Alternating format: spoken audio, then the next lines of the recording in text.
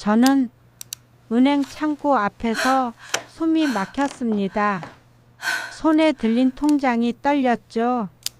직원이 컴퓨터 화면을 확인하더니 고개를 천천히 들었어요. 고객님, 이 계좌는 사흘 전에 전액 인출되어 해지 처리됐습니다. 저희 입술이 바들바들 떨렸습니다. 뭐라고요? 직원은 서류를 뒤적였어요. 고객님 명의로 작성된 위임장과 함께 처리됐습니다. 여기 서명도 있고요. 저는 그 서류를 낚아챘습니다. 그녀의 도장이 찍혀 있었어요. 분명 며느리 지은이 병원비 처리를 도와준다며 가져간 서류였죠. 3억 2천만 원이 통째로 사라진 겁니다. 30년 넘게 모은 전 재산이요. 정의는 비틀거리며 은행 밖으로 나왔습니다. 햇빛이 눈을 찔렀어요. 사람들이 지나갔지만 아무도 그녀를 보지 않았죠. 그녀는 벤치에 주저앉아 중얼거렸습니다. 사흘이요. 고작 사흘 만에 내 모든 게 사라졌어요. 시청하시기 전에 구독과 좋아요, 알림 설정으로 사연자를 응원해주세요. 저는 윤정희입니다. 올해 72이죠. 평생을 시어머니로 살았어요. 아니, 정확히는 아들 뒷바라지만 하다 늙은 여자입니다. 남편 정수는 제가 36이던 해에 세상을 떠났죠. 교통사고였어요. 비 오던 날 밤이었습니다. 그때 아들 민우는 겨우 초등학교 5학년이었어요. 장례식장에서 민우는 울지 않았습니다. 그저 제 손을 꽉 잡고 있었죠. 그날 밤 민우가 잠든 뒤 저는 부엌 바닥에 주저앉아 소리 없이 울었어요. 어떻게 살아야 하나 막막했습니다. 다음 날부터 저는 새벽 4시에 일어났습니다. 시장에 나가 떡볶이 장사를 시작했죠. 비가 오나 눈이 오나 매일 나갔어요. 손이 트고 동상에 걸렸지만 참았습니다. 민우는 착한 아이였어요. 학교에서 돌아오면 제 가게 앞 벤치에 앉아 숙제를 했죠. 엄마, 저 공부 열심히 할게요. 민우는 자주 그렇게 말했습니다. 저는 그 말이 너무 고마웠어요. 민우는 정말 공부를 잘했습니다. 반에서 1등을 놓친 적이 없었죠. 고등학교 때는 전교 석차가 늘 한 자릿수였어요. 서울에 있는 좋은 대학에도 합격했습니다. 장학금까지 받았죠. 저는 그날 밤 남편 영정 앞에서 소주잔을 들었어요. 여보, 우리 민우가 해냈어요. 민우는 대학을 졸업하고 대기업에 들어갔습니다.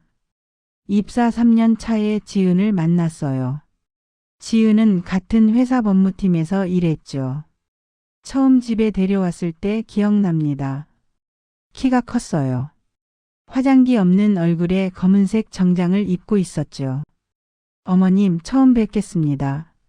지은의 목소리는 차갑고 정확했어요. 저는 왠지 모를 서늘함을 느꼈습니다. 하지만 민우의 눈빛이 행복해 보였어요. 그래서 저는 미소 지었죠. 어서 와요. 편하게 있어요. 결혼식은 조촐하게 치렀습니다. 민우가 원했어요. 엄마, 우리 간단하게 할게요. 그 돈으로 엄마 집이나 넓은 데로 옮기자. 저는 손을 저었죠. 아니야. 너희가 쓸 데 많을 거야. 하지만 민우는 고집을 부렸습니다. 결국 제 이름으로 된 빌라 한 채를 샀어요. 3층짜리 낡은 건물이었지만 제겐 궁전 같았습니다. 민우가 말했죠. 엄마, 이제 편하게 사세요. 걱정 마세요. 저는 민우의 등을 쓰다듬었어요. 그 손이 얼마나 따뜻했는지 몰라요. 결혼 후 민우 부부는 강남에 있는 아파트로 이사했습니다. 저는 그 빌라에서 혼자 살았죠. 일주일에 한 번씩 민우네 집에 갔어요. 밥을 해주고 청소를 했습니다. 지은은 늘 정중했어요. 어머님, 감사합니다. 어머님 편찮으시죠? 항상 존댓말을 썼습니다. 하지만 그 눈빛은 달랐어요. 차갑고 계산적이었죠. 저를 볼 때마다 뭔가를 재는 듯한 느낌이 들었습니다. 민우는 눈치채지 못했어요. 아니, 못 챈 척했을지도 모르죠. 그렇게 2년이 흘렀습니다. 어느 날 민우가 혼자 집에 왔어요. 얼굴이 창백했습니다. 눈 밑에 다크서클이 짙게 갈려 있었죠. 민우야, 무슨 일 있니? 저는 걱정스럽게 물었습니다. 민우는 한참을 망설이더니 입을 열었어요. 엄마, 혹시 나한테 무슨 일 생기면요? 무슨 소리야? 저는 민우의 말을 끊었죠. 민우는 고개를 저었습니다. 아니에요. 그냥요. 혹시라도 내가 연락이 안 되면 이 사람한테 연락하세요. 민우는 봉투 하나를 건넸어요. 절대 지은이한테는 보여주지 마세요. 저는 이해할 수 없었습니다. 민우야, 대체 무슨 일이야? 민우는 대답하지 않았어요. 그냥 제 손을 꽉 잡았죠. 엄마 사랑해요. 그리고 나갔습니다. 그게 제가 민우를 제대로 본 마지막이었어요. 일주일 뒤 지은에게서 전화가 왔습니다.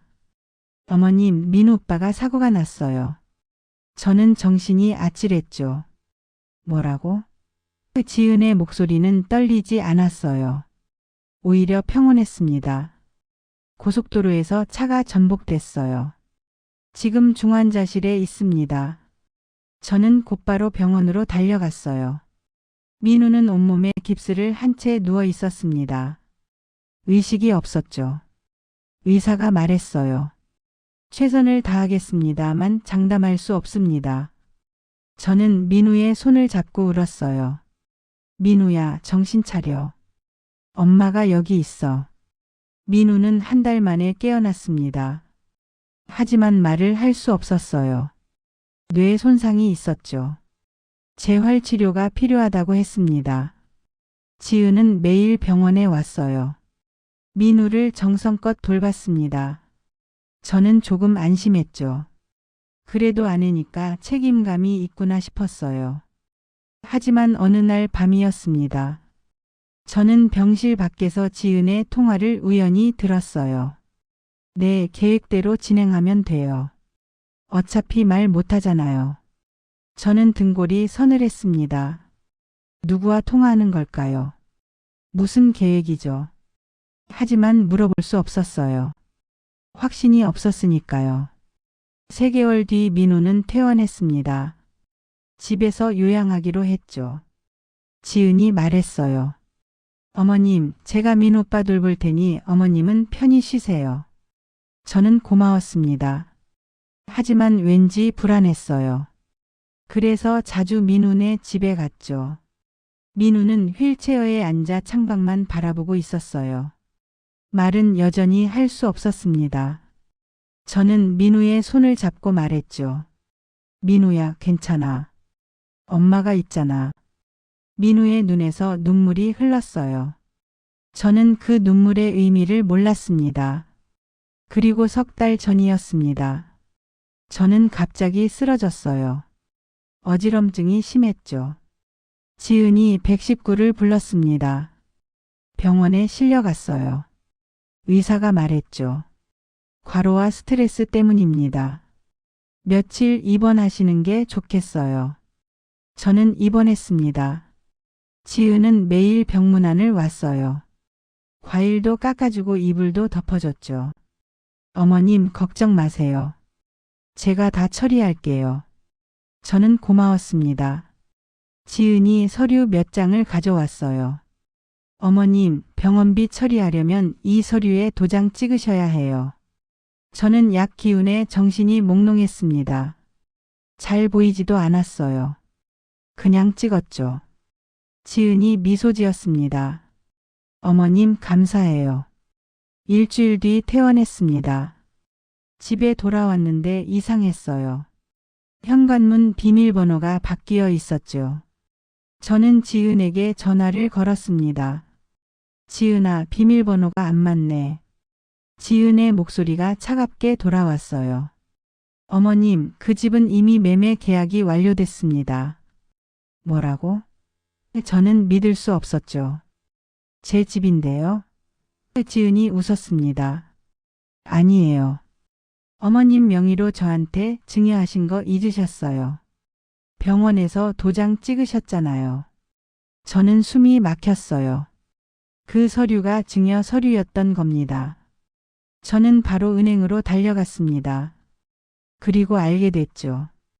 제 통장이 모두 비어 있다는 걸요. 3억 2천만 원 전부가 지은 명의 계좌로 이체됐다는 걸요. 저는 경찰서로 갔습니다. 신고했어요. 하지만 경찰은 고개를 저었죠. 어머님 명의로 작성된 위임장과 서명이 다 있습니다. 법적으로 문제가 없어요. 하지만 저는 몰랐어요. 저는 울부짖었습니다. 경찰은 동정했지만 어쩔 수 없다는 표정이었어요. 가족 간 금전 문제는 민사라서요. 저는 길거리에 서 있었습니다. 갈 곳이 없었어요. 집도 없고 돈도 없었죠. 72세 노인이 된 제게 남은 건 아무것도 없었습니다. 저는 공원 벤치에 앉아 하늘을 봤어요. 구름이 천천히 흘러갔습니다. 저는 중얼거렸죠. 내가 뭘 잘못한 걸까요? 그때 제 손에 쥐어진 게 있었습니다. 민우가 준 봉투였어요. 저는 그걸 까맣게 잊고 있었죠. 봉투를 열었습니다. 안에는 명함 한 장과 편지가 있었어요. 명함에는 변호사 이성훈이라고 적혀 있었습니다. 편지에는 민우의 글씨가 있었죠.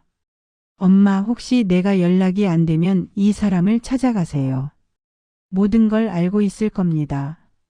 저는 평생을 아들 하나 키우며 살았어요. 그게 제 전부였습니다. 남편이 죽고 난 뒤 저는 선택의 여지가 없었죠. 살아야 했으니까요. 민우를 먹여 살려야 했으니까요. 새벽 4시에 일어나 떡볶이 국물을 끓이던 그 시간들이 지금도 생생합니다. 손이 시려서 감각이 없었어요. 겨울엔 더했죠. 장갑을 껴도 소용없었습니다. 찬물에 떡을 씻고 어묵을 썰다 보면 손가락 관절이 뻣뻣하게 굳었어요. 하지만 멈출 수 없었죠. 민우가 학교 갈 시간이 되면 따뜻한 밥을 먹여야 했으니까요. 민우는 착한 아이였습니다. 정말 착했어요. 친구들이 학원 가방을 메고 다닐 때 민우는 도서관에 갔죠.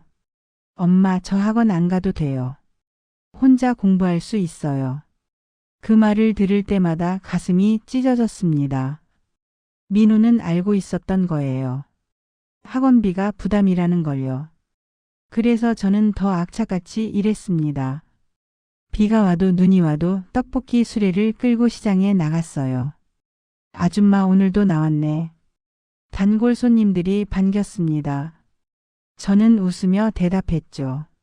그럼요. 비 온다고 쉬면 우리 아들 밥 누가 먹여요. 민우가 중학교에 올라갔을 때였습니다.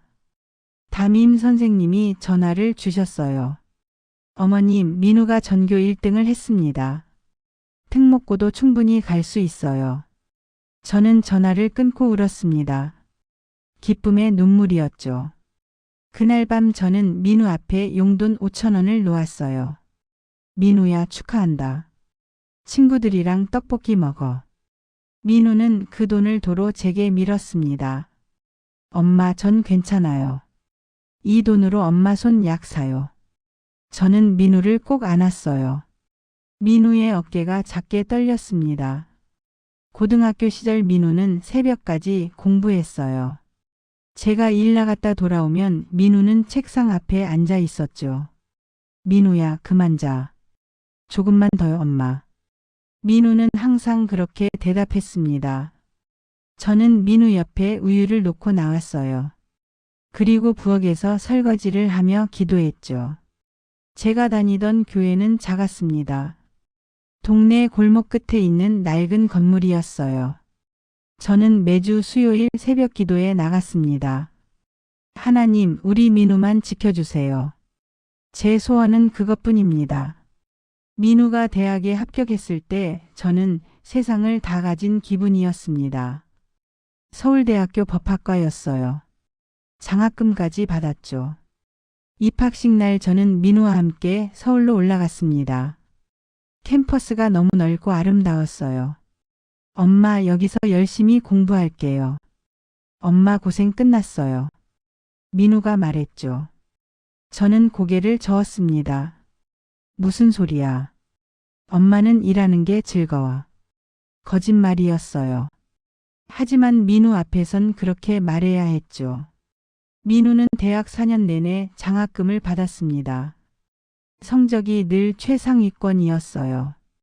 방학 때마다 집에 와서 아르바이트를 했죠. 엄마, 제 용돈은 제가 벌게요. 저는 말렸지만 민우는 고집을 부렸습니다. 편의점에서 야간 알바를 했어요. 과외도 했죠. 민우는 제게 돈을 건넸습니다. 엄마, 이거 생활비로 쓰세요. 저는 받지 않았어요. 내가 모아. 나중에 쓸 데 있을 거야. 하지만 민우는 제 통장에 몰래 입금했죠.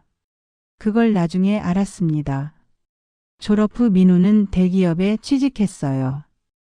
법무팀이었습니다. 첫 월급을 받은 날 민우가 집에 왔죠.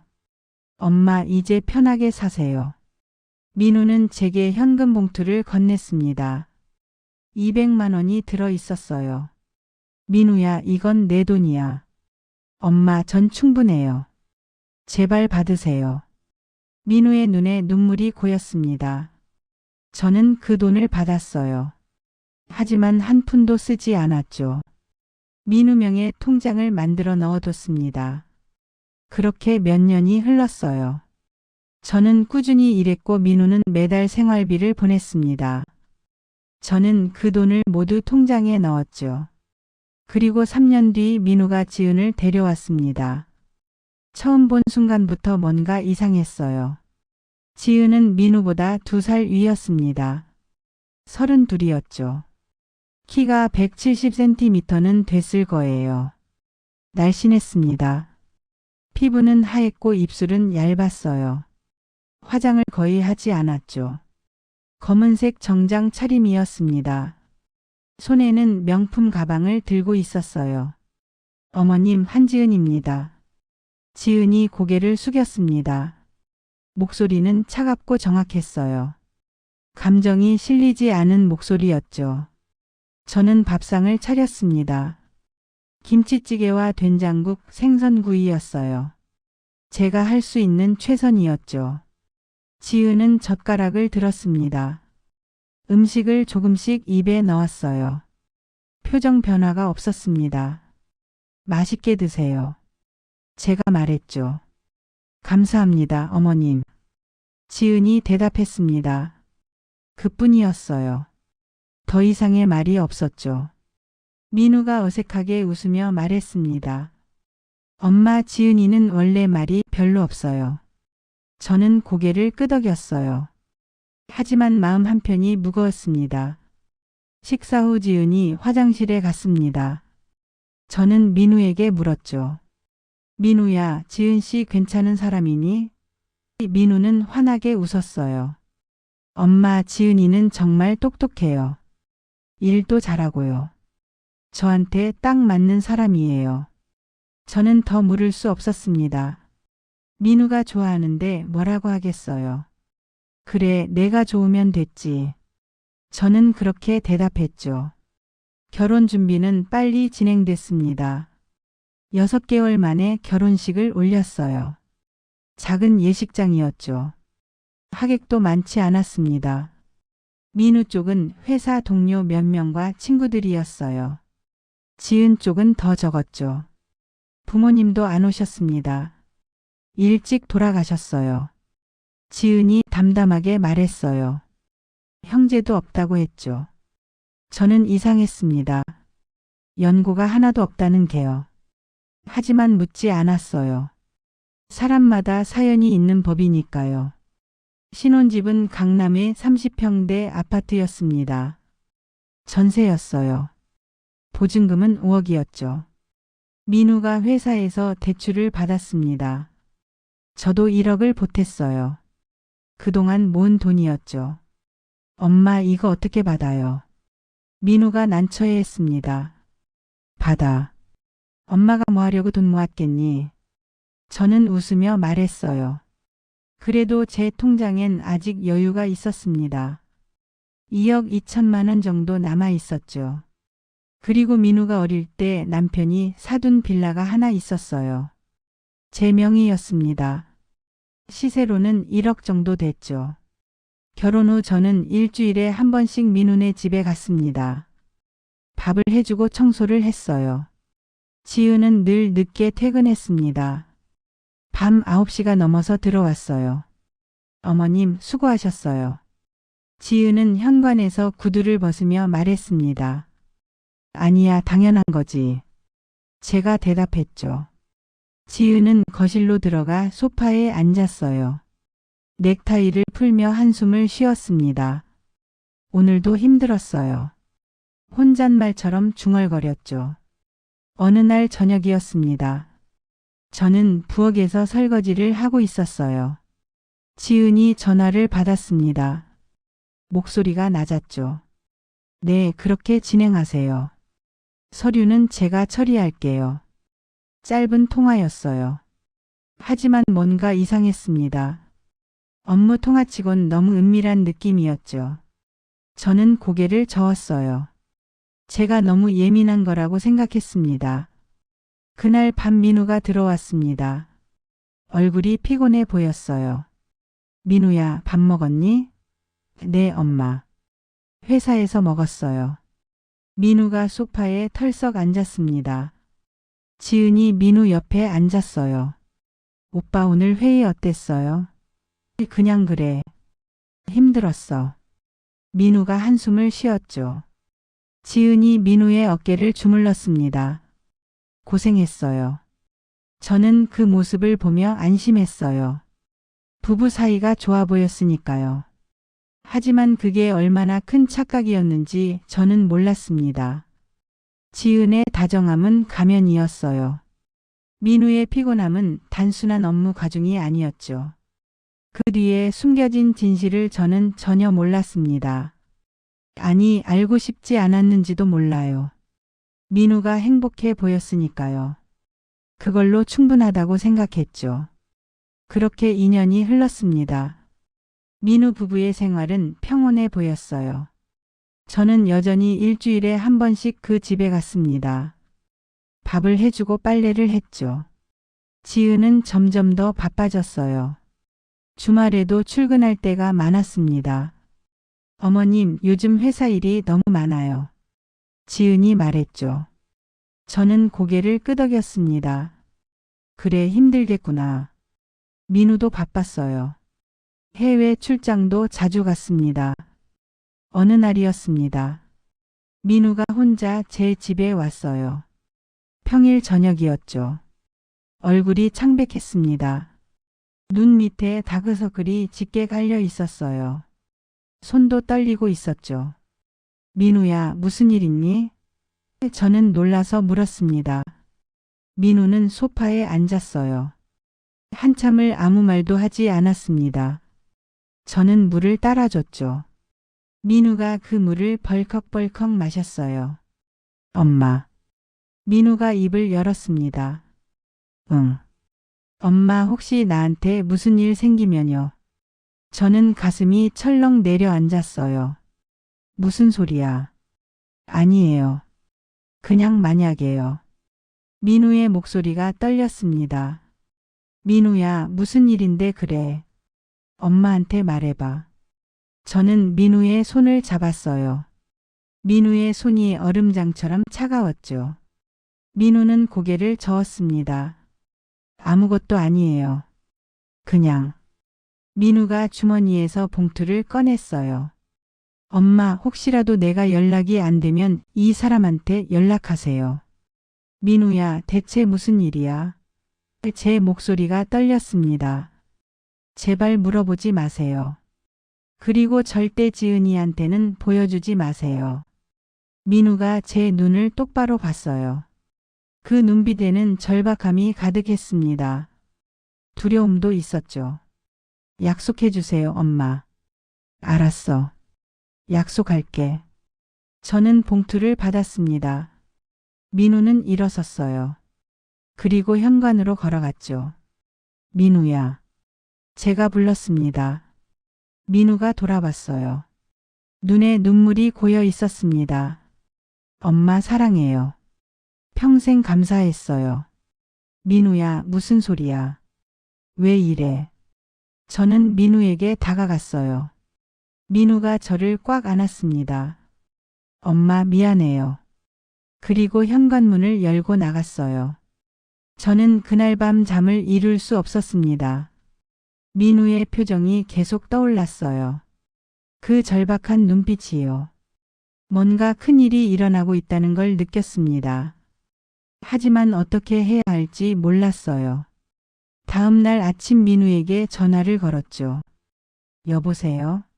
민우의 목소리는 평소와 같았습니다. 민우야, 어젯밤에. 엄마, 어제는 제가 너무 피곤해서 그랬어요. 걱정 마세요.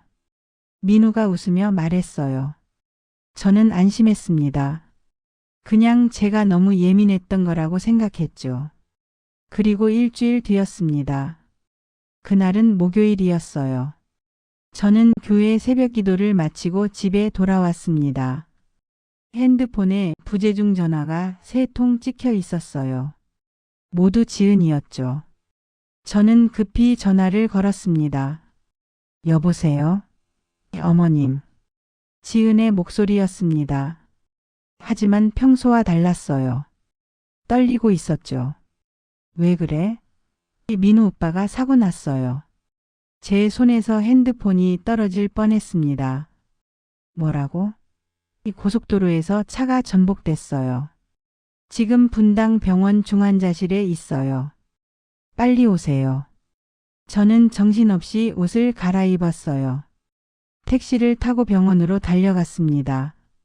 손이 떨려서 돈을 제대로 낼 수조차 없었죠. 중환자실 앞에 지은이 서 있었습니다. 지은의 옷에 핏자국이 묻어 있었어요. 얼굴도 창백했죠. 어떻게 된 거야? 저는 지은의 팔을 붙잡았습니다. 고속도로에서 트럭이 갑자기 끼어들었어요.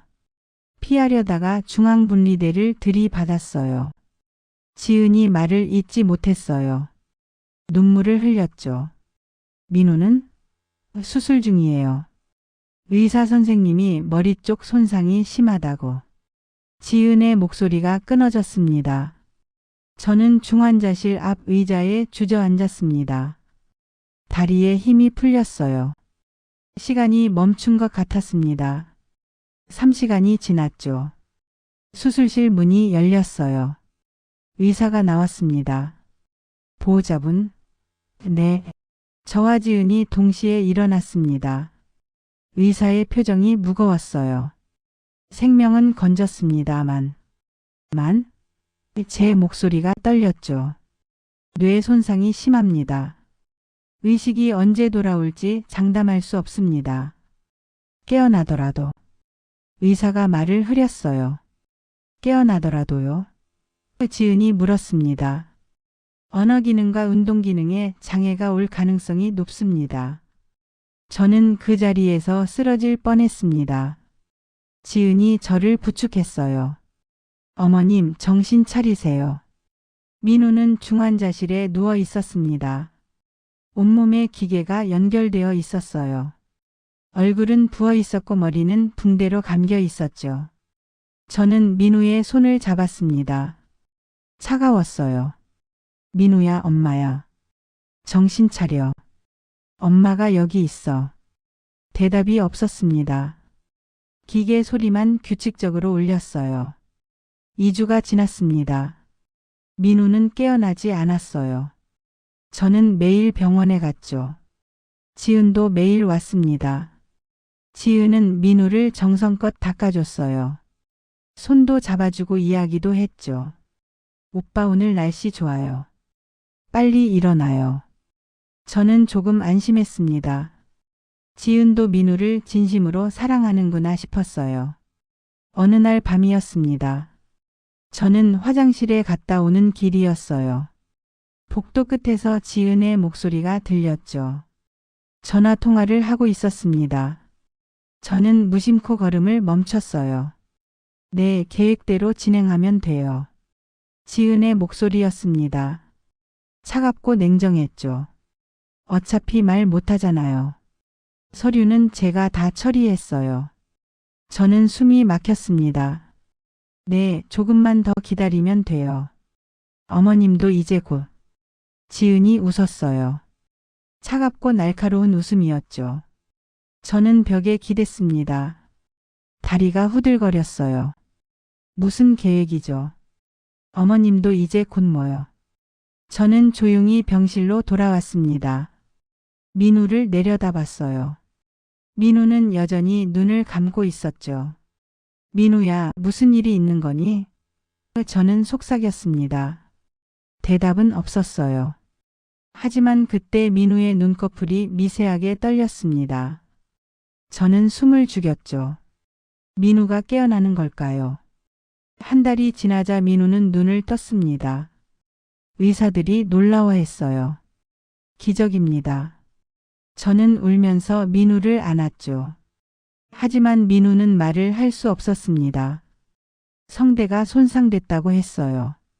팔다리도 제대로 움직이지 못했죠. 재활치료가 필요하다고 했습니다. 저는 민우의 눈을 들여다봤어요. 민우의 눈에 두려움이 가득했습니다. 뭔가 말하고 싶어 하는 것 같았어요. 하지만 입이 열리지 않았죠. 3개월간 입원했습니다. 병원비가 엄청났어요. 1억이 넘었습니다. 지은이 말했어요. 어머님, 보험으로 처리할 수 있어요. 서류만 작성하면 돼요. 저는 고마웠습니다. 정말 다행이네. 네, 걱정 마세요. 지은이 미소 지었어요. 하지만 그 미소가 왠지 섬뜩했습니다. 제가 복도에서 들었던 그 통화가 자꾸 떠올랐거든요. 민우는 퇴원했습니다. 집에서 요양하기로 했죠. 지은이 간병인을 구하지 않았어요. 제가 직접 돌볼게요, 어머님. 괜찮겠니? 네, 회사에 휴직 신청했어요. 저는 감동했습니다. 아니, 감동한 척했어요. 속으론 불안했거든요. 하지만 뭐라고 할 수 없었죠. 며느리가 남편을 돌보겠다는데 시어머니가 뭐라고 하겠어요. 저는 일주일에 3번씩 민우네 집에 갔습니다. 민우는 휠체어에 앉아 있었어요. 창밖만 바라보고 있었죠. 말은 여전히 할 수 없었습니다. 저는 민우에게 말을 걸었어요. 민우야, 오늘 날씨 좋지? 산책 나갈까? 민우는 고개를 끄덕였습니다. 눈에 눈물이 고였어요. 저는 그 눈물을 닦아줬죠. 괜찮아. 천천히 나아질 거야. 지은은 친절했습니다. 항상 웃으며 민우를 챙겼어요. 오빠 약 드세요. 오빠 물 드릴게요. 저는 지켜봤습니다. 하지만 뭔가 이상했어요. 지은의 눈빛이 차갑게 느껴졌죠. 민우를 볼 때마다 짜증이 섞인 것 같았습니다. 하지만 제 앞에서는 완벽하게 연기했어요. 어느 날 이상한 걸 봤습니다. 민우의 팔에 멍이 들어 있었어요. 파랗게 멍이 들었죠. 민우야, 이거 어떻게 된 거야? 저는 놀라서 물었습니다. 지은이 대답했어요. 재활치료하다가 부딪혔어요. 그래? 저는 의심스러웠습니다. 하지만 뭐라고 할 수 없었어요. 민우는 아무 말도 못하니까요. 며칠 뒤 또 갔습니다. 민우의 얼굴에 할큰 자국이 있었어요. 빨갛게 자국이 나 있었죠. 지은아, 이건 뭐니? 오빠가 혼자 씻으려다 넘어졌어요. 지은의 대답은 자연스러웠습니다. 하지만 민우의 눈빛이 달랐어요. 두려움이 서려 있었죠. 저를 보는 민우의 눈빛이 애타게 뭔가를 호소하는 것 같았습니다. 저는 가슴이 답답했어요. 뭔가 잘못됐습니다. 분명히요. 어느 날 저는 지은이 외출한 사이 민우와 단둘이 있었습니다. 민우야. 저는 민우의 손을 잡았어요. 엄마한테 뭐 할 말 없니? 민우의 눈이 커졌습니다. 눈물이 주르륵 흘러내렸어요. 민우가 애쓰며 입을 움직였죠. 하지만 소리가 나오지 않았습니다. 민우가 손가락으로 뭔가를 가리켰어요. 침대 옆 서랍이었죠. 저는 서랍을 열었습니다. 안에는 노트 한 권이 있었어요. 저는 노트를 펼쳤습니다. 민우의 글씨였어요. 떨리는 손으로 쓴 듯 글씨가 흔들렸죠. 엄마 도와주세요. 지은이가 날 죽이려 해요. 저는 숨이 막혔습니다. 다음 페이지를 넘겼어요. 사고는 사고가 아니었어요. 지은이가 운전대를 잡았어요. 일부러 중앙분리대로. 저는 노트를 놓을 수 없었습니다. 손이 떨렸어요. 그때 현관문이 열리는 소리가 들렸습니다. 지은이 돌아온 거예요. 저는 급히 노트를 서랍에 넣었습니다. 민우를 봤죠. 민우의 눈빛이 절박했습니다. 저는 고개를 끄덕였어요. 알았다고요. 꼭 도와주겠다고요. 어머님 오셨어요? 지은이 거실로 들어왔습니다. 손에 쇼핑백을 들고 있었어요. 응, 민우 보러 왔지. 저는 애써 웃었습니다. 오늘은 일찍 가셔야 할 것 같아요. 민우 오빠 물리치료 시간이거든요. 그래, 알았어. 저는 일어났습니다. 민우에게 다가가 손을 꽉 잡았어요. 민우야, 엄마가 꼭 돌아올게. 민우의 눈에서 또 눈물이 흘렀습니다. 집에 돌아온 저는 잠을 이룰 수 없었습니다. 민우의 노트가 계속 떠올랐어요. 사고가 아니었다고요. 지은이 일부러 그랬다고요. 저는 경찰서에 가야 하나 고민했습니다. 하지만 증거가 없었어요. 노트만으로는 부족했죠. 그리고 혹시 제가 잘못 본 건 아닐까 하는 생각도 들었습니다. 그날 밤 저는 민우가 준 봉투를 꺼냈습니다. 이성훈 변호사라는 명함이 들어 있었어요. 저는 망설였습니다. 하지만 다른 방법이 없었죠. 다음 날 아침 저는 그 변호사 사무실로 전화를 걸었습니다. 여보세요, 이성훈 변호사님 계신가요? 누구시죠? 윤민우 어머니입니다. 전화선 너머로 잠시 침묵이 흘렀어요. 잠시만 기다려주세요. 이성훈 변호사가 전화를 받았습니다. 어머님, 드디어 연락 주셨군요. 네? 민우가 혹시 모를 일을 대비해 제게 모든 걸 말해뒀습니다. 어머님, 지금 어디 계세요? 직접 만나 뵙고 싶습니다. 저는 떨리는 목소리로 대답했어요. 저도 변호사님을 꼭 만나야겠어요. 민우가 위험해요. 이성훈 변호사 사무실은 강남역 근처에 있었습니다. 저는 떨리는 마음으로 엘리베이터를 탔어요. 12층에서 내렸죠. 사무실 문을 열자 40대 중반으로 보이는 남자가 일어섰습니다. 회색 머리가 섞인 머리에 안경을 쓰고 있었어요. 어머님이시죠? 네, 윤정희입니다. 이성훈은 제게 의자를 권했어요. 앉으세요. 차 드릴까요? 아니요, 괜찮습니다. 저는 앉지 못하고 서 있었죠. 민우가 정말 위험한 건가요? 이성훈이 책상 서랍을 열었습니다. 두꺼운 파일을 꺼냈어요. 어머님, 민우가 6개월 전부터 저를 찾아왔습니다. 6개월 전이요? 네, 지은 씨에 대해 조사를 의뢰했어요. 민우랑 저는 대학 동기입니다. 법대 동기였죠. 이성훈이 파일을 펼쳤습니다. 사진들이 나왔어요. 지은이 낯선 남자와 만나는 사진이었죠. 이 사람은 누구죠? 박재현이라는 사람입니다. 전문 상속 브로커예요. 저는 의자에 주저앉았습니다. 상속 브로커요? 네, 고령자들의 재산을 가로채는 일을 합니다. 위조 서류를 만들고 치매 진단서를 조작하죠. 이성훈이 다른 서류를 보여줬어요. 지은 씨는 이 사람과 5년째 일하고 있습니다. 민우 씨가 4번째 타깃이었어요. 저는 숨이 막혔습니다. 4번째요. 이전 3명은 모두 사고로 사망했습니다. 재산은 모두 지은 씨 명의로 넘어갔고요.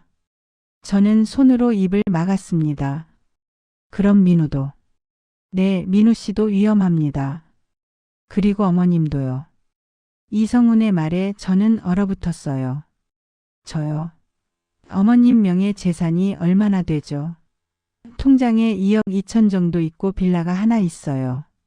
그거면 충분합니다. 지은 씨에겐요. 이성훈이 또 다른 서류를 꺼냈습니다. 어머님, 혹시 최근에 서류에 도장 찍으신 적 있으세요? 병원에 입원했을 때 지은이가 병원비 처리한다며. 그게 언제죠? 3달 전쯤이요. 이성훈의 얼굴이 굳었어요. 어머님, 그 서류가 뭔지 아세요? 병원비 처리 서류 아닌가요? 재산증여 동의서입니다. 어머님 통장과 부동산 모두요. 저는 정신이 아찔했습니다. 그럼 제 재산이 이미 지은 씨 명의로 넘어갔을 겁니다. 저는 벌떡 일어났어요. 그럼 어떻게 해야 하죠? 일단 은행부터 가봐야 합니다. 확인이 필요해요. 이성훈이 재킷을 걸쳤습니다. 지금 가시죠. 우리는 은행으로 갔습니다. 창구 직원이 제 신분증을 확인했어요. 고객님, 이 계좌는 사흘 전에 해지됐습니다. 뭐라고요? 제가 소리쳤죠. 전액 인출 후 해지 처리됐습니다. 누가요? 고객님 명의로 작성된 위임장으로 처리됐습니다. 이성훈이 물었어요. 위임받은 사람이 누구죠? 한지른 씨입니다. 저는 그 자리에서 쓰러질 뻔했습니다. 이성훈이 저를 부축했어요. 어머님, 정신 차리세요. 3억 2천만 원이요. 제 전 재산이. 저는 울먹였습니다. 빌라는요? 이성훈이 물었죠. 직원이 확인했습니다. 부동산도 일주일 전에 소유권 이전 등기가 완료됐습니다. 이럴 수가. 은행을 나와 저는 벤치에 주저앉았습니다. 어떻게 이럴 수가 있어요? 어머님, 진정하세요. 아직 방법이 있습니다. 무슨 방법이요? 민우 씨가 남긴 게 하나 더 있습니다. 이성훈이 말했어요. 뭔데요? 녹음 파일입니다. 지은 씨와 박재현의 대화를 녹음한 거예요. 저는 이성훈을 똑바로 봤습니다. 그게 증거가 되나요? 충분합니다. 우리는 경찰서로 갔습니다. 하지만 경찰의 반응은 시큰둥했어요. 가족 간 금전 문제는 민사입니다. 하지만 사기잖아요. 이성훈이 목소리를 높였죠. 증거가 있습니까? 경찰이 물었습니다. 녹음 파일이 있습니다. 들려주시죠. 이성훈이 노트북을 꺼냈습니다. 파일을 재생했어요. 지은의 목소리가 흘러나왔죠. 재현아, 이번엔 확실하게 해야 해. 민우가 눈치챈 것 같아. 남자 목소리가 대답했습니다. 걱정 마. 사고로 처리하면 돼. 이번이 4번째잖아. 완벽하게 해줄게. 시어머니는 어떻게 하지? 그것도 처리하면 되지. 노인네 하나 치매 만드는 거 어렵지 않아. 경찰의 표정이 변했습니다. 이건 사기이자 살인 미수입니다. 이성훈이 말했어요. 조사하겠습니다. 일단 진술서를 작성해 주세요. 저는 떨리는 손으로 진술서를 썼습니다. 민우의 사고가 아니었다는 것, 지은이 제 재산을 빼돌렸다는 것 모두 적었어요. 경찰서를 나왔을 때 저는 힘이 하나도 없었습니다. 이제 어떻게 되는 거죠? 경찰이 수사를 시작할 겁니다. 하지만 시간이 걸려요. 이성훈이 말했죠. 민우는요? 민우가 위험해요. 어머님, 일단 민우 씨를 다른 곳으로 옮겨야 합니다. 옮긴다고요? 네, 지은 씨 손이 닿지 않는 곳으로요. 저는 고개를 끄덕였습니다. 어떻게 하면 되죠? 제가 아는 요양병원이 있습니다. 거기로 민우 씨를 옮기는 게 어떨까요? 지은이가 가만히 있을까요? 법적으로 어머님이 보호자시잖아요. 어머님 동의만 있으면 됩니다. 저는 결심했습니다. 그렇게 합시다. 다음 날 저는 민우네 집으로 갔습니다. 지은이 나왔어요. 어머님, 무슨 일이세요? 민우 데리러 왔어. 네? 민우를 요양병원으로 옮기려고. 지은의 얼굴이 굳었습니다. 갑자기 왜요? 여기선 제대로 된 치료를 못 받잖아. 전문 시설이 필요해. 어머님, 제가 잘 돌보고 있는데요. 아니야. 민우를 데려갈 거야. 지은이 문을 막아섰습니다. 안 됩니다. 비켜. 제 목소리가 떨렸어요. 법적으로 저도 보호자예요. 어머님 마음대로 못합니다. 내가 낳은 아들이야. 비키라고. 저는 지은을 밀쳤습니다. 지은이 비틀거렸어요. 저는 안으로 들어갔죠. 민우는 침대에 누워 있었습니다. 저를 보더니 눈을 크게 떴어요. 민우야, 엄마가 데리러 왔어. 저는 민우의 손을 잡았습니다. 지은이 뒤따라 들어왔어요. 어머님, 이러시면 안 됩니다. 닥쳐. 너 같은 년이. 저는 처음으로 지은에게 소리쳤습니다. 내가 뭘 했는지 다 알아. 지은의 얼굴이 하얘졌습니다. 뭘 안다는 거죠? 사고도 내가 낸 거지. 내 돈도 내가 가져갔고. 지은이 웃었어요. 차갑게 웃었죠. 증거 있으세요? 있어. 녹음 파일도 있고 경찰에도 신고했어. 지은의 웃음이 멈췄습니다. 뭐라고요?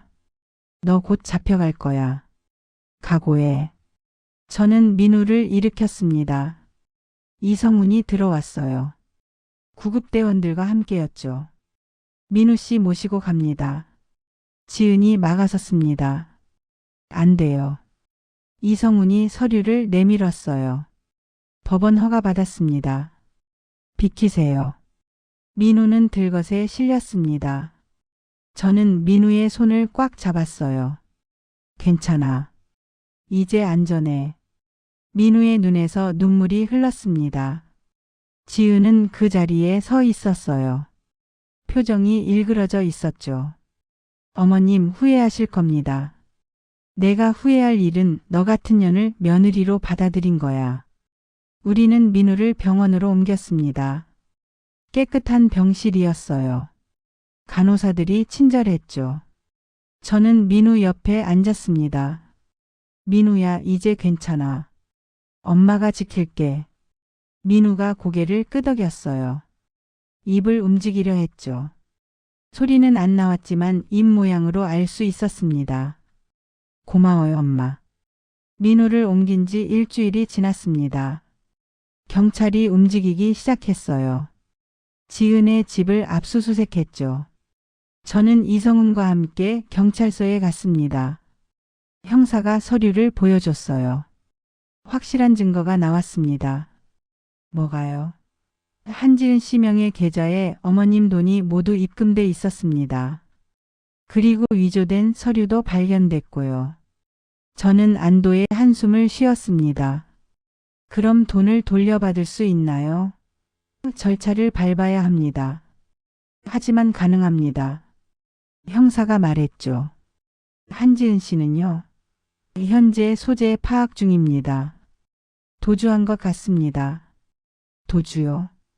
네, 일주일 전부터 연락이 안 됩니다. 저는 불안했습니다. 지은이 어딘가에 있다는 게요. 위험하진 않을까요? 경찰이 수배 중입니다. 곧 잡힐 겁니다. 하지만 저는 마음이 놓이지 않았어요. 지은은 머리가 좋은 사람이었으니까요. 쉽게 잡히지 않을 거라는 생각이 들었죠. 병원으로 돌아왔습니다. 민우는 재활치료를 받고 있었어요. 많이 좋아졌습니다. 팔을 조금씩 움직일 수 있게 됐죠. 말은 아직 못했지만요. 저는 민우 옆에 앉았습니다. 민우야, 경찰이 증거를 찾았대. 민우가 눈을 반짝였어요. 지은이는 도망갔어. 하지만 곧 잡힐 거야. 민우가 제 손을 꽉 잡았습니다. 힘이 느껴졌어요. 민우야, 괜찮아질 거야. 천천히 나아지면 돼. 저는 민우의 손을 쓰다듬었죠. 민우가 입을 벌렸습니다. 소리가 나왔어요. 작은 소리였지만 분명 소리였죠. 저는 울었습니다. 그래, 엄마야. 엄마. 그날 밤이었습니다. 저는 병원 로비에 앉아 있었어요. 피곤했지만 잠이 안 왔죠. 그때 누군가 옆에 앉았습니다. 돌아보니 교회 박 집사였어요. 집사님, 어떻게? 소식 들었어요. 괜찮으세요? 저는 고개를 끄덕였습니다. 이제 괜찮아질 것 같아요. 박 집사가 봉투를 건넸습니다. 이거 드세요. 이게 뭐예요? 성금이에요. 교회 식구들이 모았어요. 저는 봉투를 돌려줬어요. 안 돼요. 받을 수 없어요. 받으세요. 민우 씨 치료비에 보태세요. 박 집사가 제 손에 봉투를 쥐어줬죠. 저는 눈물이 났습니다. 감사합니다. 박 집사가 말했습니다. 집사님, 제 동생도 비슷한 일을 겪었어요. 며느리한테 당했죠. 어떻게 됐어요? 결국 재산을 못 찾았어요. 증거가 부족했거든요. 하지만 집사님은 다릅니다. 증거도 있고 경찰도 움직이잖아요. 저는 고개를 끄덕였습니다. 이겨야죠. 민우를 위해서라도요. 며칠 뒤 이성훈에게서 전화가 왔습니다. 어머님, 좋은 소식이 있습니다. 뭔데요? 한지은 씨가 잡혔습니다. 저는 전화기를 꽉 쥐었어요. 정말요? 네, 인천공항에서 출국하려다 붙잡혔습니다. 다행이네요. 그리고 박재현도 함께 잡혔습니다. 저는 안도의 한숨을 쉬었어요. 경찰서로 갔습니다. 지은이 조사실에 앉아 있었어요. 수갑을 차고 있었죠. 저와 눈이 마주쳤습니다. 지은이 웃었어요. 비웃는 것 같았죠. 만나서 뵙네요, 어머님. 저는 떨렸습니다. 후회 안 하세요? 지은이 물었어요. 내가 뭘 후회해? 저만 없었으면 조용히 사셨을 텐데요. 저는 지은에게 다가갔습니다. 너 때문에 내 아들이 죽을 뻔했어. 죽진 않았잖아요. 이 나쁜 년아. 제 손이 올라갔어요. 하지만 때리진 못했죠. 경찰이 말렸습니다.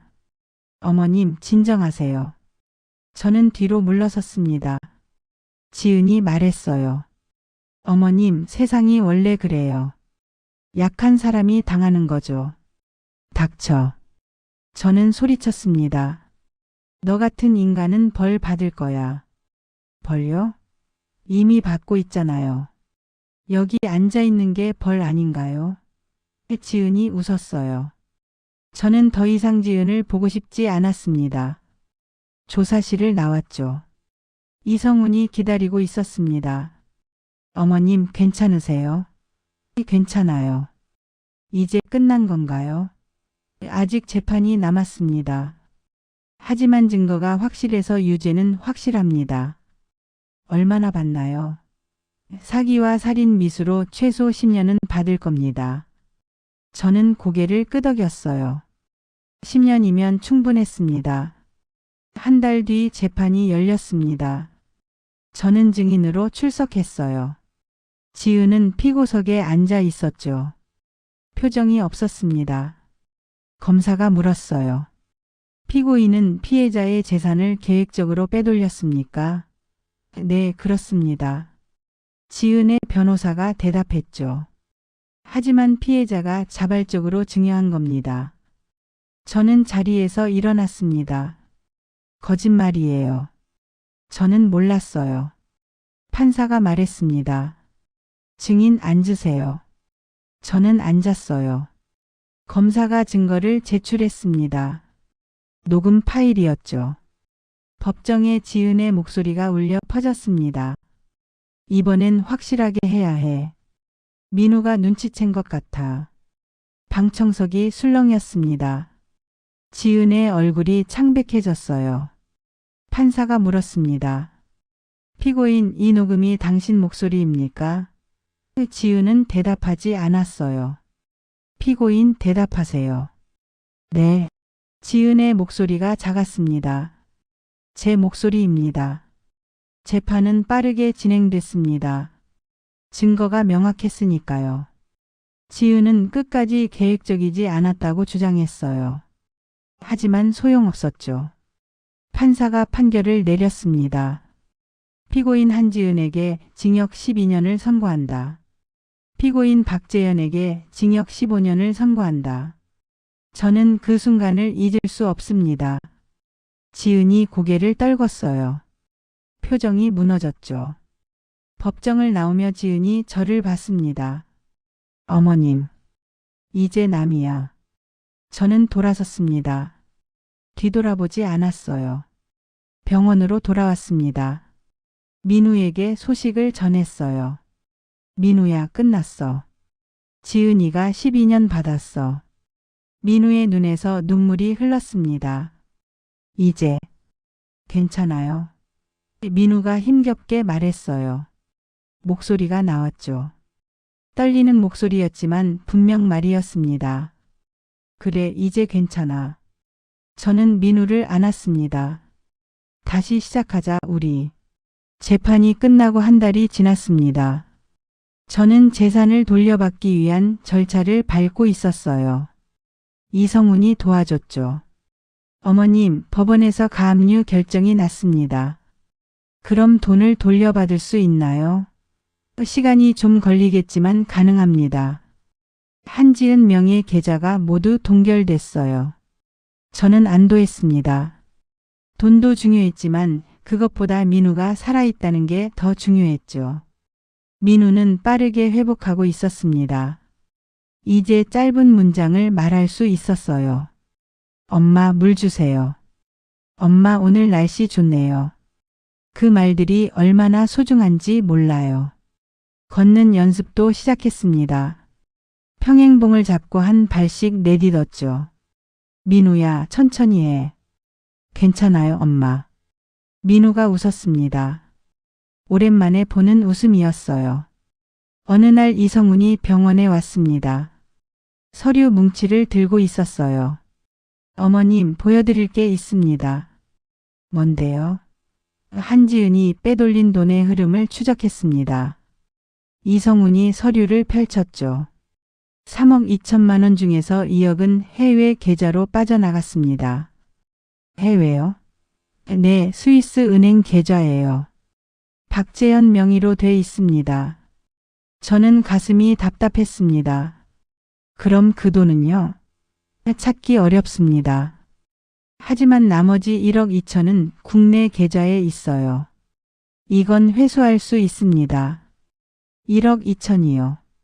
30년 넘게 모은 돈의 절반도 안 되는 금액이었죠. 하지만 어쩔 수 없었습니다. 그것만이라도 돌려받읍시다. 그날 밤 저는 잠을 이룰 수 없었습니다. 2억이 사라졌다는 게 믿기지 않았어요. 그 돈이면 민우 치료비를 충분히 댈 수 있었는데요. 노후 준비도 할 수 있었죠. 하지만 이제 그것도 물거품이 됐습니다. 저는 한숨을 쉬었어요. 이제 어떻게 살아야 하나. 다음 날 아침 교회에 갔습니다. 박 집사가 반겼어요. 집사님, 요즘 어떠세요? 그냥 그래요. 막막해서요. 무슨 일이세요? 저는 사정을 설명했습니다. 돈의 절반이 사라졌다는 것, 치료비 걱정이 된다는 거죠. 박 집사가 고개를 끄덕였어요.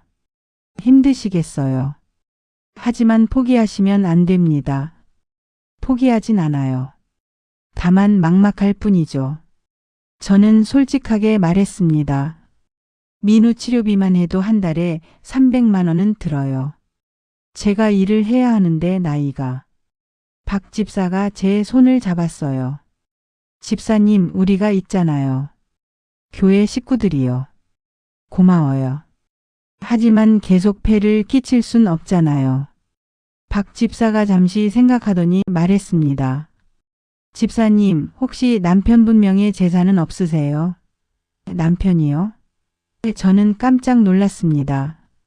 남편은 오래전에 돌아가셨는데요. 알아요. 하지만 남편분 명의로 된 재산이 있을 수도 있잖아요. 저는 고개를 저었어요. 없을 거예요. 다 정리했는걸요. 하지만 박 집사의 말이 계속 머릿속을 맴돌았습니다. 혹시 제가 모르는 재산이 있을까요? 집에 돌아와 오래된 서류 상자를 꺼냈어요. 남편이 남긴 것들이었죠. 먼지가 수북이 쌓여 있었습니다. 하나씩 뒤적였어요. 통장, 보험증서, 옛날 사진들이 나왔죠. 그때 낡은 등기부등본이 나왔습니다. 저는 그것을 펼쳤어요. 남편 정수 명의의 토지였습니다. 경기도 어디쯤에 있는 땅이었죠. 면적은 500평 정도였어요. 이게 뭐지? 저는 기억이 나지 않았습니다. 남편이 이런 땅을 산 적이 있었나요? 다음 날 이성훈에게 그 등기부등본을 보여줬습니다. 변호사님, 이게 뭔지 좀 봐주세요. 이성훈이 서류를 확인했어요. 어머님, 이거 아직 유효합니다. 유효하다고요? 네, 남편분 명의로 된 토지예요. 한지은이 손을 못 댄 거죠. 그럼 이 땅이 제 거예요. 정확히는 상속인 몫입니다. 민우 씨와 어머님이 공동 소유주가 되는 거죠. 저는 떨렸습니다. 이 땅 값이 얼마나 되나요? 확인해봐야 알겠지만 위치가 괜찮네요. 개발 예정 지역 근처예요. 이성훈이 컴퓨터로 검색했습니다. 어머님, 이 땅 시세가 평당 200만 원 정도 됩니다. 그럼 500평이니까 10억 정도 됩니다. 저는 그 자리에서 주저앉을 뻔했습니다. 10억이요? 네, 개발 호재가 있어서 값이 많이 올랐나 봅니다. 저는 믿을 수 없었어요. 남편이 이런 것을 남겨뒀다니요. 언제 산 거죠? 등기부를 보니 35년 전이네요. 민우 씨 태어나기 전이에요. 남편 정수의 얼굴이 떠올랐습니다. 여보. 저는 그날 밤 남편 영정 앞에 앉았습니다. 여보, 당신이 이런 걸 남겨뒀군요. 고마워요. 눈물이 흘렀어요. 우리 민우 살릴 수 있을 것 같아요. 당신 아들요. 촛불이 흔들렸습니다. 마치 남편이 대답하는 것 같았어요. 며칠 뒤 저는 그 땅을 보러 갔습니다. 이성훈이 동행했어요. 경기도 외곽이었죠. 차로 1시간 반 정도 걸렸습니다. 땅은 야트막한 언덕에 있었어요. 자풀이 무성했습니다. 여기가 맞나요? 네, 여기입니다. 이성훈이 지도를 확인했죠. 저는 그 땅을 천천히 걸었습니다. 바람이 불었어요. 따뜻한 바람이었죠. 저는 그 자리에 서서 하늘을 봤습니다. 여보, 여기가 당신이 우리에게 남긴 마지막 선물이군요. 눈물이 또 흘렀어요. 하지만 이번엔 감사의 눈물이었습니다. 어머님, 이 땅을 어떻게 하실 건가요? 이성훈이 물었습니다. 팔아야죠. 민우 치료비가 필요하니까요. 한 가지 제안이 있습니다. 뭔데요? 이 땅 근처에 도로가 날 예정입니다. 조금만 기다리면 값이 더 오를 거예요. 얼마나 오르는데요? 2년 안에 2배는 오를 겁니다. 저는 망설였습니다. 하지만 지금 당장 돈이 필요한 걸요. 1억 2천 돌려받으시면 당분간은 버티실 수 있잖아요. 그 돈으로 치료비를 대시고 이 땅은 조금 기다리는 게 어떨까요? 저는 생각했습니다. 이성훈의 말이 맞았어요. 조급하게 팔 필요는 없었죠. 알겠어요. 그렇게 하죠. 현명한 선택이십니다. 이성훈이 웃었습니다. 저는 다시 그 땅을 둘러봤어요. 여보, 조금만 기다릴게요. 우리 민우 완전히 나을 때까지요. 바람이 다시 불었습니다. 병원으로 돌아와 민우에게 말했습니다. 민우야, 좋은 소식이 있어.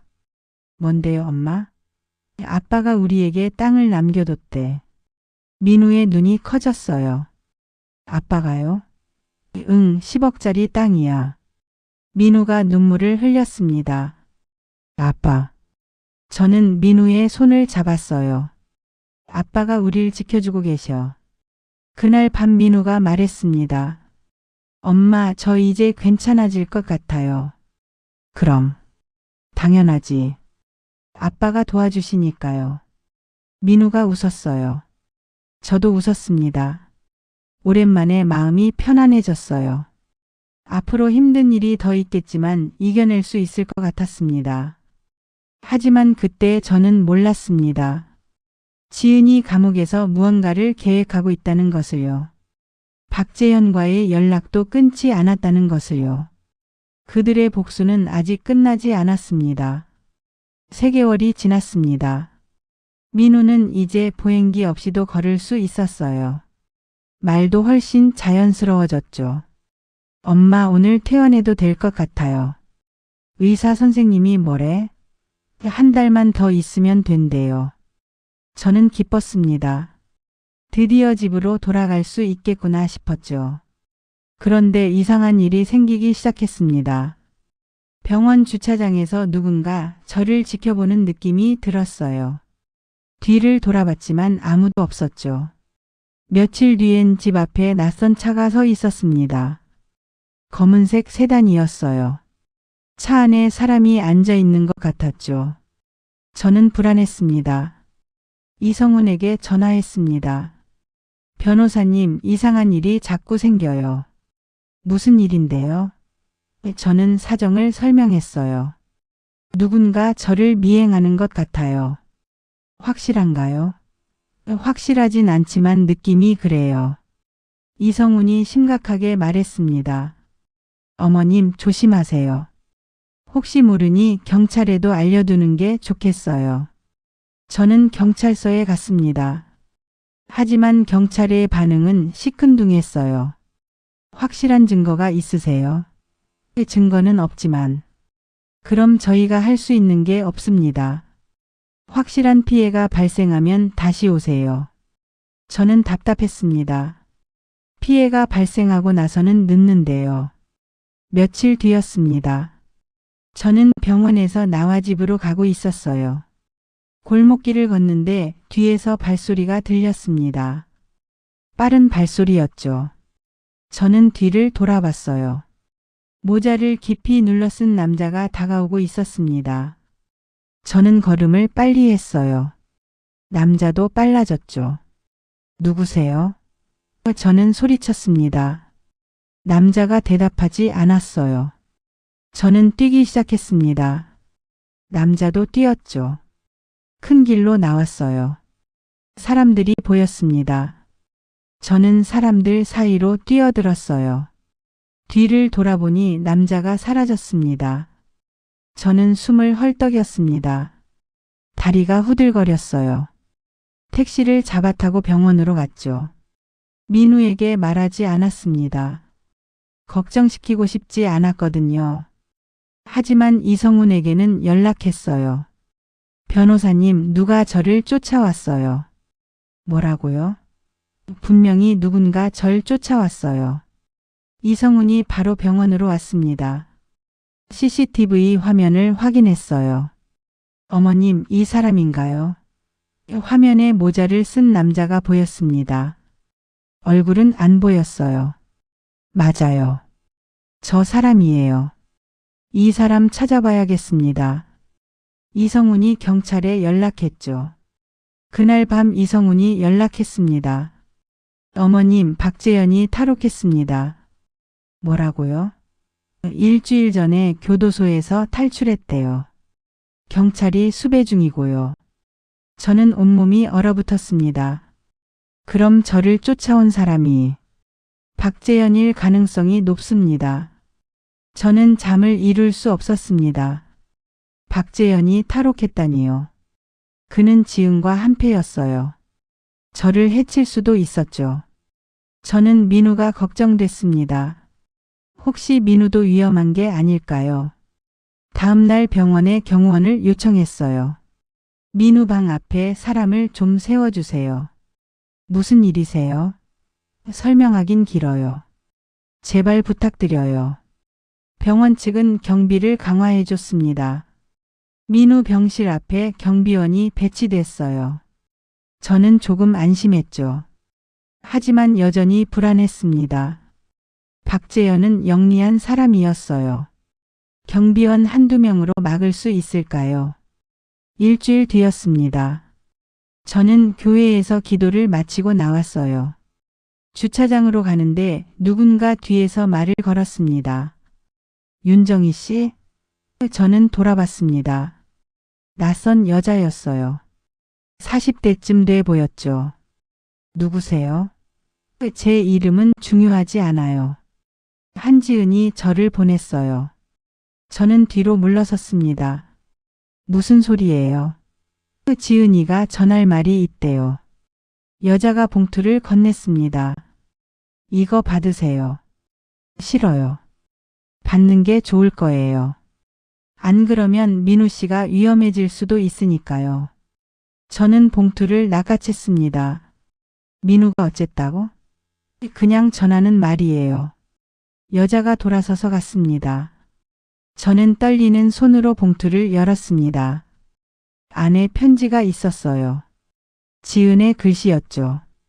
어머님 잘 지내시죠? 전 여기서 잘 지내고 있어요. 어머님 덕분에요. 12년이나 받았네요.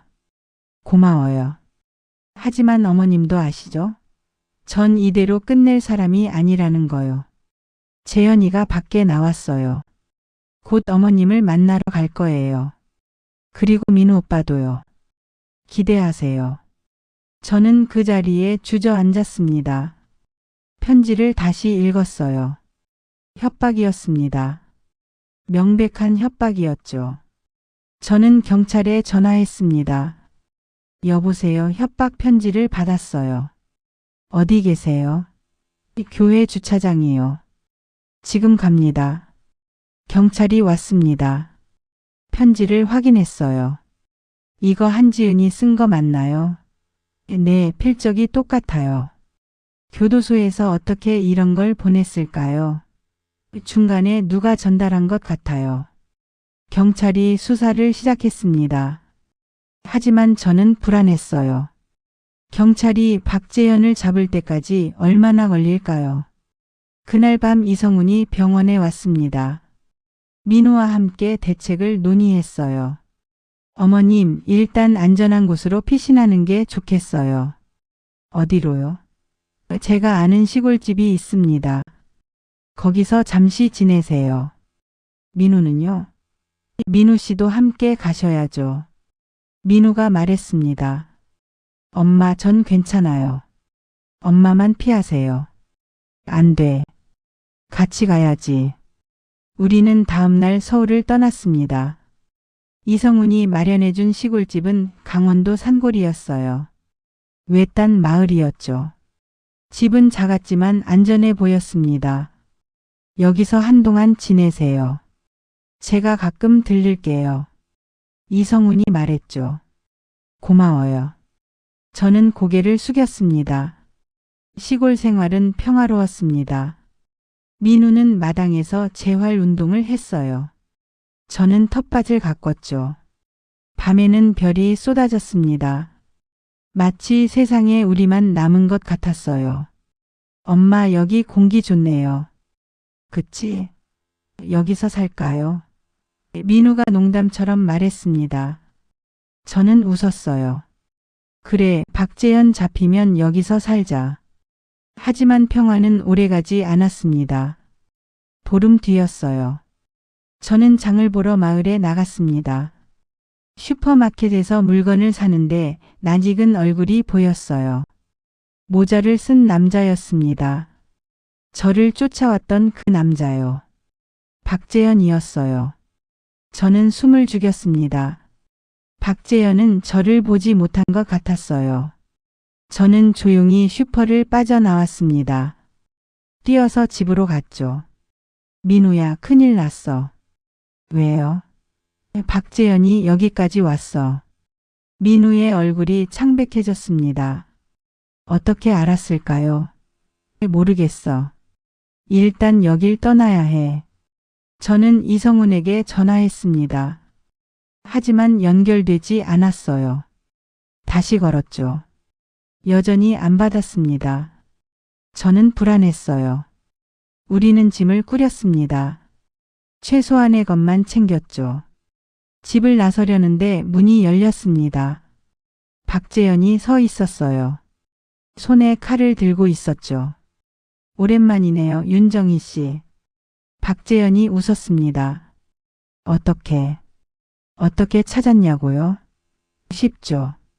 이성훈 변호사 뒤를 밟았어요. 저는 민우 앞을 막아섰습니다. 민우한테는 손대지 마. 손대지 말라고요? 지은이가 뭐라고 했는지 알아요. 둘 다 없애라고 했어요. 박재현이 칼을 들어 올렸습니다. 저는 눈을 감았어요. 이게 끝인가 싶었죠. 그때 뒤에서 소리가 들렸습니다. 경찰이다. 손 들어. 저는 눈을 떴습니다. 경찰들이 집 안으로 들어오고 있었어요. 박재현이 당황했죠. 칼을 떨어뜨렸습니다. 어떻게? 이성훈 변호사가 신고했습니다. 순순히 따라오시죠. 박재현은 체포됐습니다. 경찰차에 실려갔어요. 저는 그 자리에 주저앉았습니다. 민우가 저를 안았죠. 엄마 괜찮아요. 이제 끝났어요. 저는 울었습니다. 두려움과 안도가 뒤섞인 눈물이었어요. 이성훈이 뒤늦게 도착했습니다. 어머님, 죄송해요. 제가 늦었네요. 아니에요. 고마워요. 살렸어요. 그날 밤 저는 잠을 잘 수 없었습니다. 박재현의 얼굴이 계속 떠올랐어요. 그 차가운 눈빛이요. 만약 경찰이 늦게 왔다며요.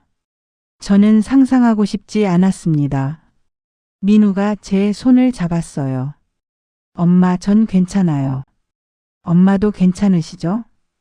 응, 엄마도 괜찮아. 저는 거짓말을 했습니다. 괜찮지 않았어요. 하지만 괜찮은 척해야 했죠. 민우를 위해서요. 박재현이 다시 체포된 뒤 우리는 서울로 돌아왔습니다. 이번엔 탈옥 혐의까지 추가됐어요. 15년이었던 형량이 20년으로 늘어났죠. 지은에게도 추가 형량이 선고됐습니다. 교도소 안에서 범죄를 교사한 혐의였어요. 어머님, 이제 정말 끝났습니다. 이성훈이 말했습니다. 지은은 15년으로 늘어났고 박재현은 20년이에요. 이젠 안전합니다. 저는 고개를 끄덕였어요. 하지만 마음 한편이 여전히 무거웠습니다. 돈도 문제였죠. 1억 2천만 원을 돌려받긴 했지만 그동안 쓴 병원비를 빼면 얼마 남지 않았어요. 5천만 원 정도였습니다. 어머님, 토지 매각은 어떻게 하실 건가요? 조금 더 기다려야죠. 당신이 2년 기다리면 값이 오른다고 했잖아요. 네, 그때까지 버티실 수 있겠어요? 저는 웃었습니다. 버텨야죠. 다른 방법이 없으니까요. 민우는 완전히 회복했습니다. 이제 혼자 걸을 수 있었어요. 말도 자연스러웠죠. 직장으로 복귀할 수 있다고 했습니다. 엄마, 전 이제 괜찮아요. 회사에 복직 신청했어요. 정말? 네, 다음 달부터 출근해요. 저는 민우를 안았습니다. 잘했어, 민우야. 엄마도 이제 편히 쉬세요. 응, 그래야지. 하지만 쉴 수는 없었습니다. 생활비가 필요했거든요. 저는 다시 일을 시작했어요. 예전처럼 떡볶이 장사는 할 수 없었죠. 나이도 있고 체력도 떨어졌으니까요. 대신 식당에서 설거지 일을 구했습니다. 하루 4시간씩 일했어요. 한 달에 120만 원을 받았죠. 일은 힘들었습니다. 손이 트고 허리가 아팠어요. 하지만 참았습니다. 민우에게 부담 주고 싶지 않았거든요. 어느 날 민우가 제 손을 보더니 울었어요. 엄마 손이 왜 이래요? 아니야. 괜찮아. 괜찮지 않아요. 일 그만두세요. 안 돼. 엄마는 일해야 해. 엄마 제가 벌잖아요. 내 돈은 내가 써. 엄마 돈은 엄마가 벌고. 민우는 더 이상 말하지 않았습니다. 하지만 그 뒤로 민우가 매달 생활비를 더 많이 줬어요. 엄마 이거 받으세요. 민우야 이건 너무 많아. 괜찮아요. 전 충분히 벌어요. 저는 그 돈을 받았습니다. 하지만 한 푼도 쓰지 않았어요. 민우 명의 통장에 넣어뒀죠. 1년이 흘렀습니다.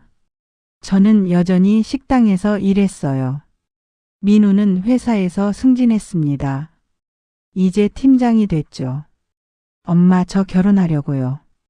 어느 날 민우가 말했습니다. 저는 깜짝 놀랐어요. 결혼?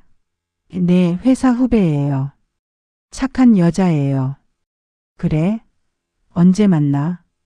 다음 주에 모시고 올게요. 일주일 뒤 민우가 여자를 데려왔습니다. 이름은 김수진이었어요. 28살이었죠. 키는 작았지만 미소가 예뻤습니다. 어머니 처음 뵙겠습니다. 수진이 고개를 숙였어요. 목소리가 따뜻했습니다. 어서 와요. 앉아요. 저는 밥상을 차렸죠. 수진은 맛있게 먹었습니다. 어머니 정말 맛있어요. 그래? 많이 먹어. 저는 수진을 보며 생각했습니다. 이번엔 괜찮은 것 같다고요. 식사 후 수진이 설거지를 도왔습니다. 어머니 제가 할게요. 아니야 손님인데. 아니에요. 제가 하고 싶어요. 수진이 웃으며 말했죠. 저는 수진을 지켜봤습니다. 손놀림이 능숙했어요. 설거지를 다 하고 나서 수진이 말했습니다. 어머니 민우 오빠한테 다 들었어요. 뭘? 지은 씨 이야기요. 저는 표정이 굳었습니다. 그래? 힘드셨겠어요. 수진이 제 손을 잡았어요. 전 그런 사람 아니에요. 민우 오빠 진심으로 사랑해요. 어머니도 잘 모실게요. 저는 수진의 눈을 봤습니다. 진심이 보였어요. 고마워. 아니에요. 당연한 거예요. 그날 밤 민우에게 물었습니다. 수진이 괜찮은 것 같아. 그죠? 엄마도 마음에 드세요? 응, 저번하곤 다르네. 엄마 이번엔 제대로 볼 거예요. 다시는 속지 않을 거예요. 민우가 제 손을 잡았죠. 엄마 행복하게 살게요. 그래, 그렇게 해야지. 6개월 뒤 민우와 수진이 결혼했습니다. 작은 예식장이었어요. 하객도 많지 않았죠. 하지만 따뜻했습니다. 수진의 부모님도 좋은 분들이었어요. 사돈댁 잘 부탁드립니다. 저야말로요. 우리 민우 잘 부탁해요. 저는 웃으며 대답했습니다. 신혼집은 작은 아파트였습니다. 전세였어요. 저는 돈을 보태주지 못했죠. 미안했습니다. 민우야, 엄마가 돈을 못 줘서. 엄마 괜찮아요. 저희가 알아서 할게요. 2년만 기다려. 땅 팔면 그때 도와줄게. 엄마, 그 땅은 엄마 거예요. 엄마가 쓰세요. 아니야. 내 아빠가 너한테 남긴 거야. 저는 고집을 부렸습니다. 결혼 후 수지는 저를 자주 찾아왔습니다. 주말마다 왔어요. 밥도 해주고 청소도 했죠. 어머니, 제가 할게요. 아니야, 내가 왜 이래. 어머니가 저희 엄마예요. 당연한 거잖아요. 수진의 말에 저는 울컥했습니다. 이런 며느리를 진작 만났어야 했는데요. 어느 날 수진이 말했습니다. 어머니, 저희 집으로 오세요. 뭐? 같이 사는 거예요. 아니야. 너희끼리 살아야지. 아니에요. 어머니 혼자 사시는 게 마음 아파요. 민우도 말했죠. 엄마, 우리랑 같이 살아요. 방도 있어요. 저는 망설였습니다. 너희한테 폐가 되잖아. 무슨 폐예요? 가족인데요. 수진이 웃었어요. 저는 결국 민우네 집으로 이사했습니다. 작은 방 하나를 제게 줬어요. 저는 그 방에서 지냈죠. 불편하지 않았습니다. 오히려 편했어요. 민우가 옆에 있으니까요. 수진도 친딸처럼 대해줬죠. 1년이 더 지났습니다. 그동안 많은 일이 있었어요. 수진이 임신했습니다. 저는 손주를 볼 수 있게 됐죠. 어머니, 아들이래요. 수진이 웃으며 말했어요. 정말? 네, 태명은 뭐로 지을까요? 민우 아빠 이름을 따면 어떨까? 정수요? 응, 할아버지 이름으로. 수진이 고개를 끄덕였습니다. 좋아요. 정수예요. 그리고 이성훈에게서 연락이 왔습니다. 어머님, 토지개발 계획이 확정됐습니다. 정말요? 네, 지금 파시면 평당 400만 원에 팔립니다. 그럼 20억입니다. 저는 숨이 멎는 줄 알았어요. 20억이요? 네, 개발사에서 전체를 사겠답니다. 저는 망설이지 않았습니다. 팔아요. 현명한 선택이십니다. 한 달 뒤 계약이 완료됐습니다. 제 통장에 20억이 입금됐어요. 저는 그 돈을 보며 울었습니다. 여보, 당신이 이렇게 큰 선물을 남겨뒀군요. 남편 영정 앞에서 절을 했죠. 저는 그 돈으로 민우 부부에게 집을 사줬습니다.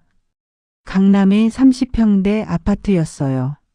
엄마, 이건 너무 큰데요. 받아. 내 아빠가 너한테 주는 거야. 엄마. 민우가 울었습니다. 고마워요, 엄마. 고맙긴. 당연한 거지. 나머지 돈은 반으로 나눴습니다. 10억은 민우 명의로 예금했어요. 나중에 정수 키우는데 쓰렴. 엄마 돈인데요. 아니야. 내 아빠 돈이야.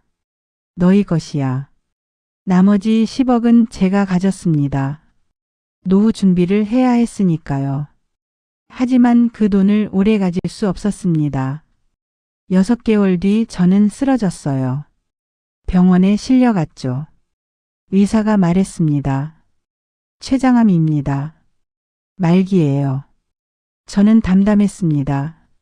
얼마나 남았나요? 길어야 6개월입니다. 그렇군요. 민우에게 말하지 않았습니다. 걱정시키고 싶지 않았거든요. 하지만 숨길 수 없었죠. 저는 점점 야위어 갔습니다. 민우가 알아챘어요. 엄마, 어디 아파요? 아니야. 괜찮아. 거짓말이에요. 병원 가요. 결국 민우가 알게 됐습니다. 저의 병을요. 민우는 울었습니다. 엄마, 치료해요. 제발. 민우야, 늦었어. 아니에요. 방법이 있을 거예요. 없어. 의사 선생님이 그러시더라. 민우가 제 손을 꽉 잡았어요. 엄마, 제 곁에 있어야 해요. 미안해, 민우야. 엄마가 먼저 가게 됐네. 저는 윤정희입니다. 지금 호스피스 병동에 누워 있어요. 창밖으로 햇살이 비칩니다. 따뜻한 햇살이죠. 올해 75입니다. 세월이 참 빠르네요. 저는 그 햇살을 보며 생각합니다. 제 인생이 어땠는지요. 행복했을까요? 힘들었을까요? 잘 모르겠어요. 둘 다였던 것 같습니다. 민우가 매일 옵니다. 수진도 함께 와요. 배가 많이 불렀습니다. 이제 곧 출산 예정이죠. 어머니 조금만 버티세요. 정수 볼 때까지요. 수진이 제 손을 잡으며 말합니다. 저는 웃어요. 그래, 손주는 봐야지. 하지만 자신이 없습니다. 몸이 너무 약해졌거든요. 이성훈도 자주 찾아옵니다. 어머님 힘내세요. 고마워요. 당신이 없었으면 어쩔 뻔했어요. 제가 한 게 뭐 있어요. 많이 했어요. 우리 민우 살렸잖아요. 이성훈이 고개를 숙입니다. 민우는 제 친구니까요. 당연한 거죠. 박 집사도 왔습니다. 교회 식구들과 함께요. 집사님, 기도해 드릴게요. 그들이 제 손을 잡고 기도했습니다. 저는 눈을 감았어요. 기도 소리가 들렸죠. 하나님, 윤정희 집사님을 지켜주소서. 저는 평화로웠습니다. 어느 날 밤이었습니다. 저는 혼자 누워 있었어요. 갑자기 남편 정수가 보이는 것 같았습니다. 여보? 정수가 웃고 있었어요. 여보, 당신이에요. 정수가 손을 내밀었습니다. 저는 그 손을 잡으려 했어요. 하지만 닿지 않았죠. 정수가 사라졌습니다. 저는 울었습니다. 여보, 미안해요. 제가 민우를 제대로 못 지켰어요. 하지만 곧 웃었죠. 아니지. 지켰네요. 우리 민우 이제 행복해요. 좋은 여자 만나서 애도 낳고요. 당신이 남긴 땅 덕분에 집도 샀어요. 이제 걱정 없어요. 다음 날 수진이 진통을 시작했습니다. 어머니, 아기가 나오려나 봐요. 병원 가. 어머니는요? 엄마 괜찮아. 빨리 가. 민우가 수진을 부축해서 나갔어요. 저는 혼자 남았습니다. 몇 시간 뒤 민우에게서 전화가 왔습니다. 엄마, 아들 낳았어요. 정말? 네, 3.5kg이래요. 건강해요. 저는 울었습니다. 다행이다. 엄마도 곧 갈게. 엄마, 빨리 와요. 정수가 할머니 기다려요. 저는 힘을 냈습니다. 손주를 봐야 했으니까요. 간호사가 휠체어를 밀어줬습니다. 산부인과 병동으로 갔어요. 수진이 아기를 안고 있었습니다. 어머니 보세요. 정수예요. 저는 아기를 봤습니다. 작고 빨간 얼굴이었어요. 민우를 닮았죠. 안아볼래요? 응. 수진이 아기를 제게 안겨줬습니다. 아기가 가벼웠습니다. 따뜻했어요. 저는 아기를 내려다봤죠. 아기가 눈을 떴습니다. 까만 눈동자가 저를 봤어요. 정수야, 할머니야. 아기가 웃는 것 같았습니다. 저는 행복했어요. 이보다 더 행복할 순 없었죠. 정수야, 할머니가 할 말이 있어. 저는 속삭였습니다. 할머니는 곧 갈 거야. 할아버지 계신 곳으로. 하지만 너는 걱정하지 마. 할머니가 하늘에서 지켜줄게. 아빠, 엄마랑 행복하게 살아. 착하게 자라. 할머니 약속이야. 민우가 제 어깨를 감쌌습니다. 엄마 고마워요. 저 낳아주셔서요. 키워주셔서요. 평생 감사할게요. 민우야, 엄마도 고마워. 내가 있어서 엄마가 여기까지 올 수 있었어. 우리는 한참을 안고 있었습니다. 그날 밤 저는 방으로 돌아왔습니다. 몸이 너무 힘들었어요. 의사가 말했죠. 이제 얼마 안 남았습니다. 저는 알고 있었습니다. 하지만 괜찮았어요. 손주를 봤으니까요. 민우가 행복하니까요. 민우가 밤새 제 곁을 지켰습니다. 제 손을 꽉 잡고 있었어요. 엄마 가지 마세요. 민우야, 엄마 이제 가야 해. 싫어요. 괜찮아. 엄마 행복했어. 너 덕분에. 저는 민우의 머리를 쓰다듬었습니다. 엄마 평생 소원이 뭔지 알아? 뭔데요?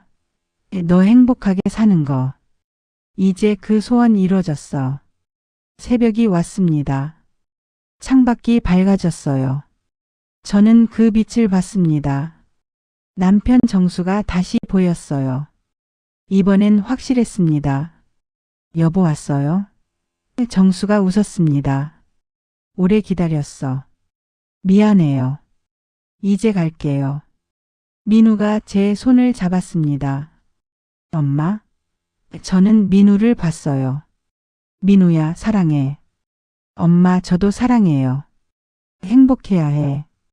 약속. 네, 약속할게요. 저는 눈을 감았습니다. 편안했어요. 저는 윤정희입니다. 75년을 살았어요. 쉽지 않은 삶이었죠.